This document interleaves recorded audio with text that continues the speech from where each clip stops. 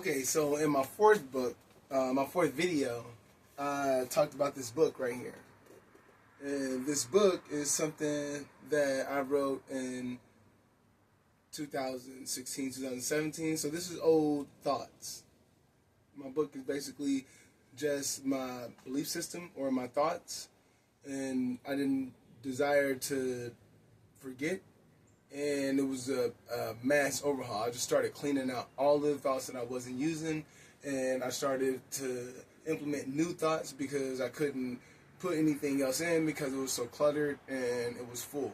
So I cleaned it out. I started putting new stuff in, and this is the book that I was talking about in my fourth video, which is the first thing.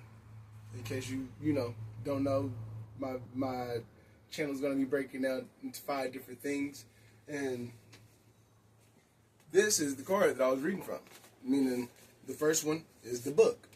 I said the book, but you couldn't even see the book, and then half of my face was cut off, so I really, messed that up, but I still kept failing all the way through, and I put it up anyways, just so you could see the progression. The second was my thoughts, documentaries, lectures, and interviews. The third one was I was there, meaning the series where I was there. I'm going to tell you where it happened from the ground as a reporter, and I'm just going to let you know. Like, I ain't even going to hold nothing back. The fourth one was KDOT said it. The fifth one was audio books and others. And then the sixth one was check it out. So I lied. It was 6 things, not 5. But, here again, the book. When people see the How to Be Kendrick for Dummies and Swabble Up, so I would buy that book. This is that book.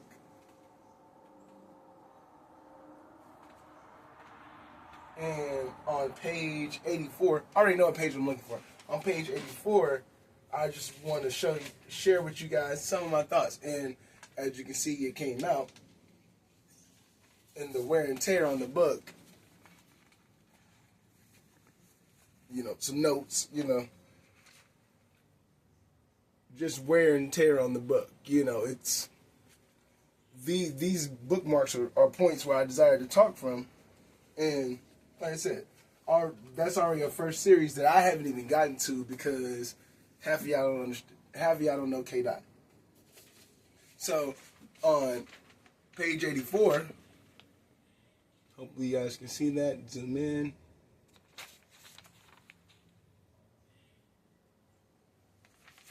I'm just going to read it.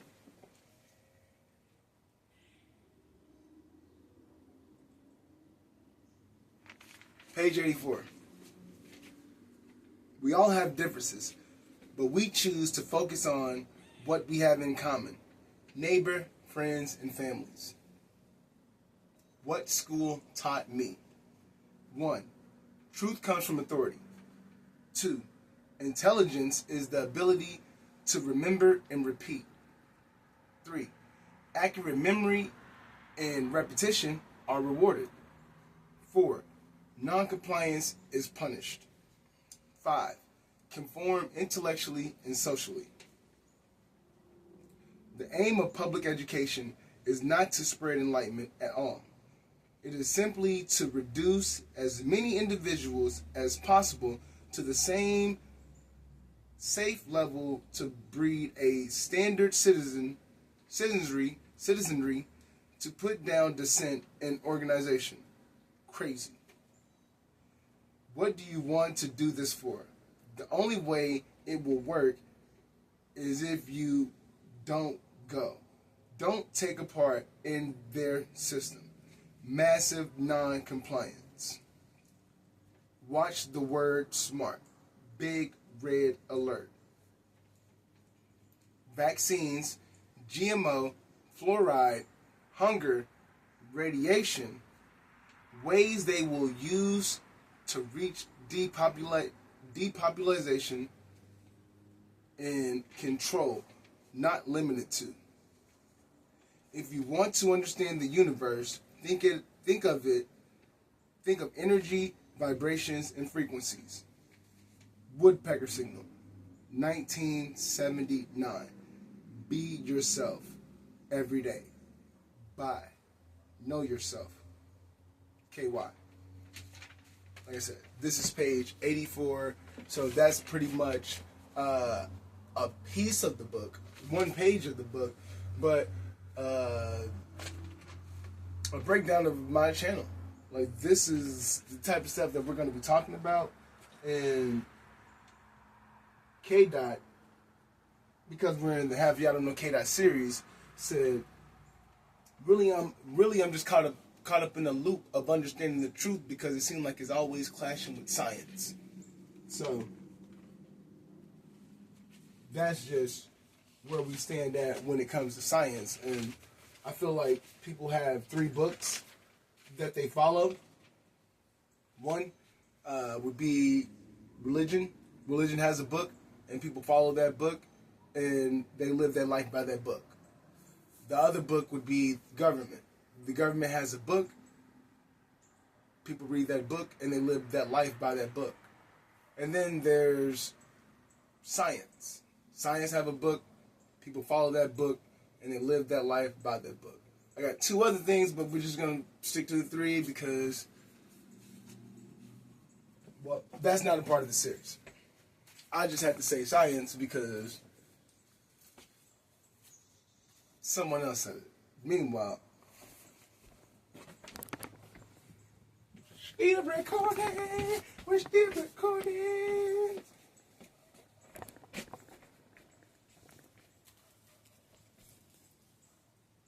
Separation is an illusion. Everything is connected. It takes a village. I was raised by the system.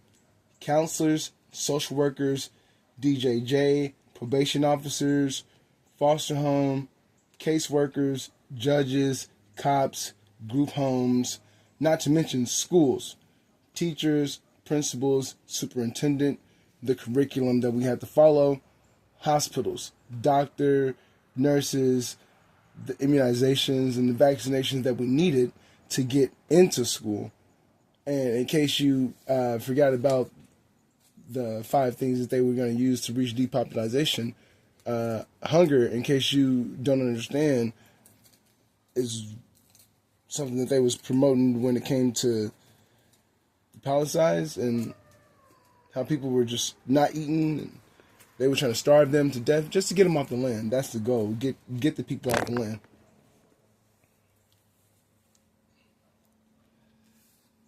While in school or in jail, same thing. I was in a detention center. And in school, I was always in detention. So what's the difference? Someone said when you hit or spank a child from 1 to 7, you instill discipline. After 7, you instill aggression. Meaning from 1 to 7, no, that's hot, spank them. No, don't spit at me, spank them. Don't walk across the street without looking both ways, spank them. Don't cuss, spank them. And they'll teach them discipline. After 7, when you see a kid fight or bully others in the school, they're probably being treated like that at the house. And I always say homeschool is the first school. So what you do at home or in the house, you're going to continue to do that outside of the house. Okay, so they teach you no manners and respect in the house. When you leave the house, you probably won't have any manners and respect. So now, learning everything as I go through the system, I had some people that was looking out. One counselor that looked like me got through and he said, in case 5 years from now you don't remember why you got into the fight, then it's probably not worth fighting. That calmed me down. A foster mom that treated me better than anybody that I know, and grannies that made the best food I had in my life. My brother taught me how to fight, and someone else taught me why not to fight. It was in jail that I realized that I was a nerd. I got all A's. I love to read, watching movies, mostly by myself. People called me Jukebox because I love to sing and I remembered a lot of verses. We didn't get a lot of new music, so whoever came in last had the latest songs. It was in jail where I worked on myself and I came back with new ideas and concepts. Kendrick makes music for his for people in prison, in the system, and in school, because they have a chance to sit with it like a class. And when you're in school, a semester is 16 weeks. So in case you don't take the project, the book that Kendrick puts out, and live with it week after week after week after week, then you're probably going to miss it.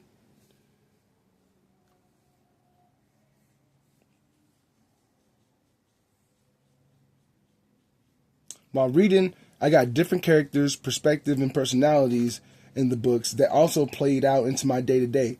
2 books that got me through was the Bible and Harry Potter. I know. The Bluefer series, Chronicles of Narnia, Dean Koontz, Left Behind, the series of Animorphs, are books that helped me a lot, as well as biographies from like sports and artists that I like Barry Sanders, Emmitt Smith, Tupac. Like, I would read their books.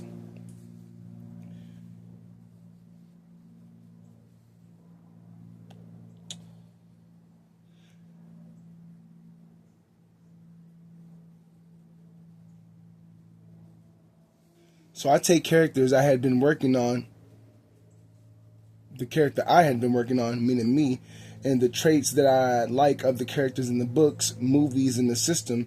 Like I said, I'm learning as I go without a mom and a dad. I felt like a lot of the characters in the books, anyway, when I got out, I had a few things on my mind. 1, don't sell crack again. 2, don't get locked up again. 3, I was locked up for some calendars. What do you think? Whole season. 4, what will they say about me when you are gone? The convo I had with God. So I get out of jail. Everybody's asking me one question. Are you voting for Obama? I said no. They got mad. He's black. We got to stick together. I said no one asked me who I was voting for last year. Like, nobody asked me who I was voting for with Bush. Nobody asked me who I was voting for with Clinton. Now that Obama is about to be the president, everybody want to ask me who I'm voting for. And again, that same thing never happened after Obama. Like, nobody asked people were they voting for Biden. Nobody asked people were they voting for Trump. In case they did, then they know who was going to be the president, because they would have told them. Meanwhile, that's not neither here nor there. I say, I don't know his policies. I don't know his agenda. I just got out yesterday. It's almost election day, meaning it's October something. I'm not even registered to vote. So with all of those 3 things, like all of those things, like, yo, bro, like, why do you care about my opinion when I just got out of jail yesterday? You know what I mean? Like, I'm not even registered to vote. I'm out here trying to function. I was a jerk. I was trying to toot it and boot it. That was my MO, bro. So I get a job at KFC. I cook more chicken for Kentucky football on a Saturday that I hate fried chicken at the age of 18. I got fired on my day off, moved with my bro and his girlfriend, and her son had cancer, and he didn't even make it to 3. So I asked myself, why me? Why am I still here? And then I remembered, oh yeah, I have to live for my brother. I got to see the things that he didn't get to see. I got to live for Travis, which was why they called me Lil Travis. So I get out of jail in 2008. Soulja Boy Tell 'Em, Crank That was all the rage. And before I go to jail, everybody wanted to be white. And when I got out of jail, I started noticing that everybody wanted to be black. Obama, the Carter 3, everybody wanted to be a dope boy or a rapper. This is 2008 and 2009 and 2010. I go to college. I had a mohawk. I called it a brohawk. I had skinny jeans. I had a Kanye shades on, and I would go to the house parties where at that time there was only one black person allowed at the house parties. Just so you know. Meanwhile, it was an unwritten rule, apparently. But I would go to these house parties, and I'd be in a cipher. Someone would come up and say, "Hey, you're black." And without batting an eye, I would be like, "Thank you for telling me. I didn't even notice. What does it matter?" Not, "Hey, how are you? Hey, where you from?" Just, "You're black."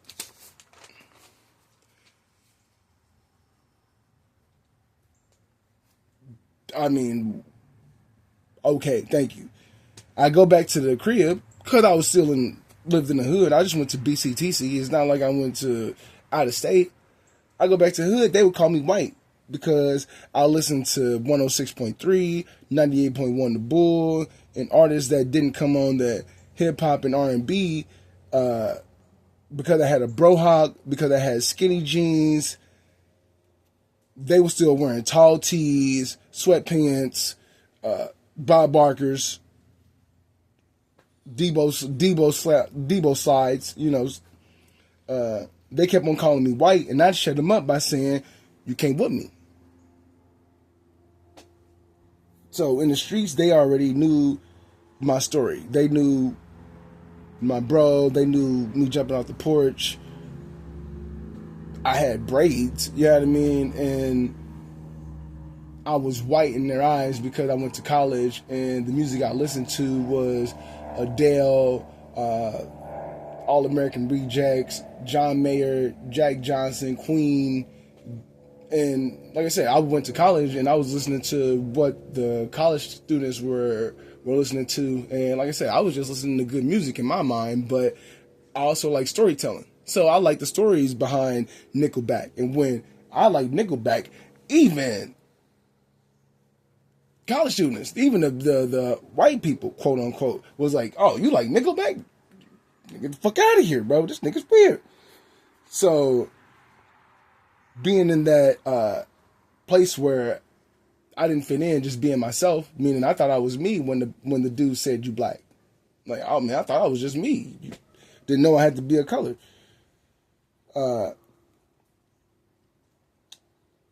They didn't know in the streets that I've been working on myself for the past 3 years while I was behind enemy lines. But at the parties, they didn't know me at all. And they would ask me my name, and I would say LT. And they would ask what it stands for. And I tell them it stands for Little Travis. And I tell them about my brother who was murdered and how it helps me remember and think about him. And they'd be like, "Aw." And it turned them off quickly. By the fourth party, I audible and was like, it also stands for long and thick. And it got them to laugh and smile. And like I said, broke the tension of, hey, it stands for this, but it also stands for that. So some people would call me LaDainian Thomas. Some people would call me Lawrence Taylor. And I would be like, yeah, whatever helps. Like this, like that. So in 2010, I turned 21. And I go to Cali, and I was telling my family that I was going to go see my best friend from high school, and they was like, "Yeah, whatever, you ain't going to da-da-da-da." And I was going to see Rashad. That's my homie from high school who I met in Richmond, Kentucky, but they was from Richmond, California, the Bay. So I told them I was going to go meet them, and they already told me that I'd be dead or in jail by 21. So now, me celebrating in Cali at 21, I get off the plane, 106 in Park is there. I see Keisha Cole, Ice Cube, and then in the commercial, commercial break, they play Tooted and Booted. And YG come over the side, like right there where I am, and Tigger pulls him up on stage from the basement. And they performed the Tooted and Booted, and this is the first time out of 3 times I seen YG, which is going to be in the series that I was there. This is my second great awakening. When I stopped selling crack, when I make it to my 21st and I celebrate in Cali like I said I was. And my family said it wouldn't happen. I didn't listen to what others thought. And, oh, you worry about a critic? That ain't protocol. This is, again, half of y'all don't know KDOT. Separation is collusion. High power.